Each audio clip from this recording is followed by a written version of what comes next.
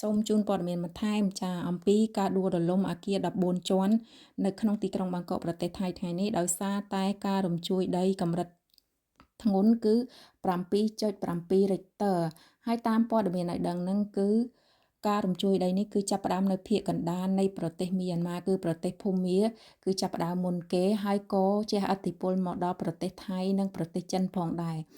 ហើយនៅក្នុងប្រទេសថៃហ្នឹងគឺដួលរលំអគារចាចំនួន14ជាន់ដែលកំពុងសាងសង់ហើយចំណែកនៅក្នុងប្រទេសមីយ៉ាន់ម៉ាតាមព័ត៌មានឲ្យដឹងហ្នឹងគឺចាមានការខូចខាតច្រើនដោយសារតែចាមានការដួលរលំអគាររាប់រយហើយនឹងចាមានការបាក់ស្ពានផងដែរនៅក្នុងទីក្រុងមីនតាឡេដែលទីក្រុងនេះមានប្រជាជនរស់នៅរហូតដល់120ម៉ឺននាក់ឯណោះហើយនឹងមានការខូចខាតវត្តអារាមជាច្រើនផងដែររួមទាំងសាកលវិទ្យាល័យមួយកន្លែងដែលមានការខូចខាតនិងមានភ្លើងឆេះផងដែរ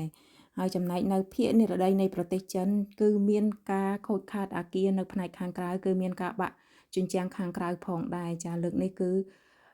ពិតជាធ្ងន់ធ្ងរមែនទែនប៉ុន្តែគេមិនទាន់ដឹងថាការខូចខាតនេះមានកម្រិតដល់ប៉ុណ្ណាទេដោយសារតែចាមានការដាច់ចរន្តអគ្គិសនីឬក៏ដាច់ប្រព័ន្ធទំនាក់ទំនងផងដែរសូមចូលរួមសោកស្ដាយនៅក្នុងគ្រោះមហន្តរាយនេះផងហើយសង្ឃឹមថាប្រជាជននៃប្រទេសទាំងអស់នេះគឺឆាប់បានរួចផុតពីគ្រោះភ័យនេះផង